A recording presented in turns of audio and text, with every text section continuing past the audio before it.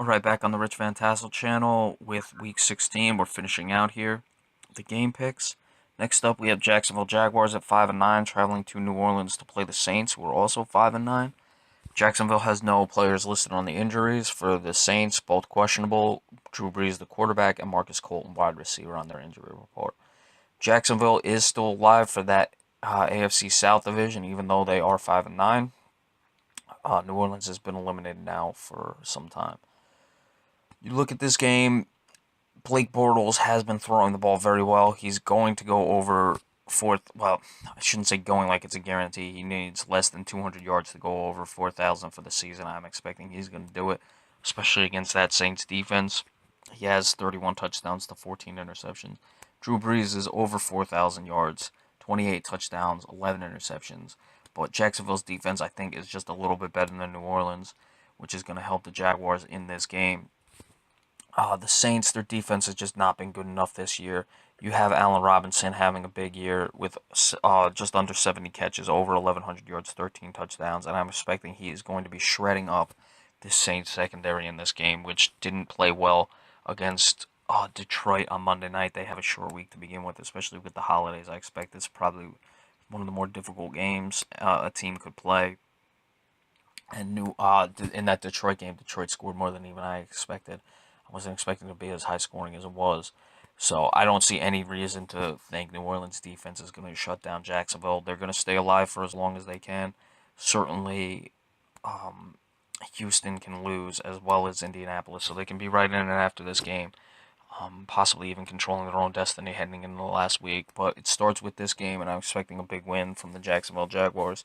I like it to be 38-27. The Saints will get their points, but they're not going to be able to stop Jacksonville. I don't expect many stops in this game. Going to be a game not for the punters, so to speak, in this one. Jacksonville 38-27. All right, next up, the St. Louis Rams at 6-8, traveling to Seattle to play the Seahawks, who are 9-5. The Seahawks have already clinched, so we said before that they could lose out and give Atlanta a shot. I don't believe they can, because Seattle has already clinched, unless it be a three-way tiebreaker, but we're not going to get into that now. Seattle on that 5-game winning streak after being 4-5. The injuries for the St. Louis Rams: Greg Zuerlein, their kicker, is probable. For the Seahawks, Doug Baldwin, wide receiver, and Cam Chancellor, safety, are questionable. Jermaine Kearse, wide receiver, is probable. Interesting game. I'm expecting St. Louis to give Seattle a run for their money in this game. We were discussing St. Louis once they got a few wins after that big winning streak. Could they get up to 500? Obviously, they have to win out to do that, but I was expecting them to win. What was it? 3 out of the last 4, 2 out of the last 3, and this may be one of the games they win. Seattle isn't playing for the division anymore. They can't win the division. They're almost locked in to the fourth spot. It looks like in the conference, which would be the top overall wild card team. So there could be a bit of a letdown in this one, especially off a 5-game winning streak. I'm not going to pick the Seattle Seahawks to win this game, but it would not surprise me if St. Louis does. They've always played Seattle well. They beat them early in the season, and it is a division game, so I look for it to be very close. But I'm still going to take the Seahawks to prevail in this one, 27-24. Again, though, don't be surprised if St. Louis finds a way to win this game. All right, next up we have the Green Bay Packers at 10-4 against the Arizona Cardinals, who are 12-2.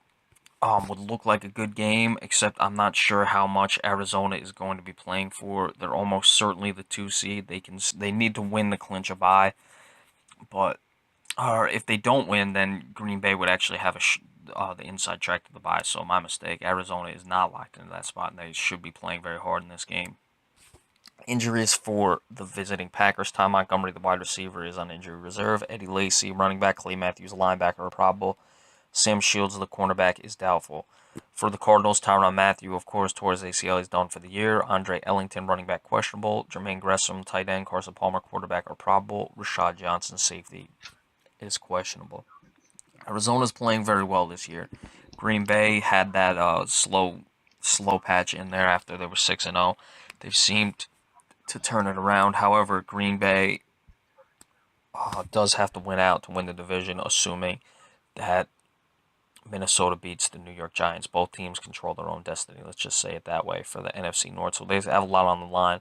And Arizona, if they lose and then Green Bay wins out, then Green Bay will move into the second spot. Arizona will drop to the third.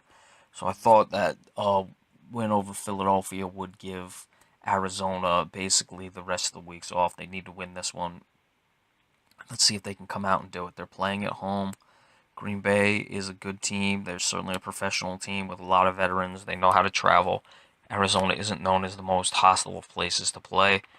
I think Green Bay is going to get the win in this one. I like it to be 30-24. Uh, Even with Sam Shields out, I'm expecting Green Bay to do enough. And Patrick Peterson, he's going to be locked up most likely with Randall Cobb the whole game is what I would expect. The cornerback Peterson for Arizona and Randall Cobb the wide receiver for Green Bay. So it's going to be interesting in that regard. I just like the Packers in this game. I think they finally got it back together. And certainly that Hail Mary against the Lions has really helped them. So I like the Packers again, 30-24. But should be one of the more entertaining games of the week. All right, and then last up we have the Sunday night game. The New York Giants at 6-8 travel to Minnesota to play the Vikings, who are 9-5. Giants have to win out to win the division. Minnesota can clinch a playoff spot with a victory. They also control their own destiny for the NFC North. The injuries for the Giants: Dwayne Harris, wide receiver, questionable. Devon Kennard, linebacker, out. For the Vikings, Adrian Peterson, running back, probable. Jerick McKinnon, running back, questionable. Anthony Barr, linebacker. Harrison Smith, free safety. And Linval Joseph, defensive tackle, are all listed as probable. For the Giants, they don't have Odell Beckham Jr. in this game. He's suspended. We've discussed that. They're going to have to obviously figure out a way to stop Adrian Peterson. This game may bode well for the Giants. Their pass defense has been the most suspect part of their defense all year, but Teddy Bridgewater is not throwing the ball that much. He's certainly not going downfield. Doesn't even have 3,000 yards yet, and only 13 touchdowns to 8 interceptions.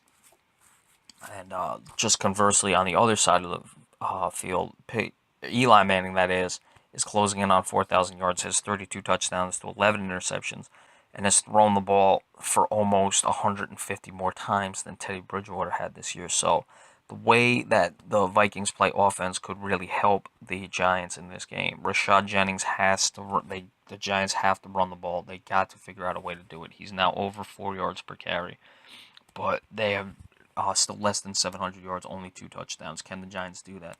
It's not as bleak as it may seem for the Giants because they'll certainly know as well coming into this Sunday game, because the game tonight between the Eagles and the Redskins will shed a lot of light on things.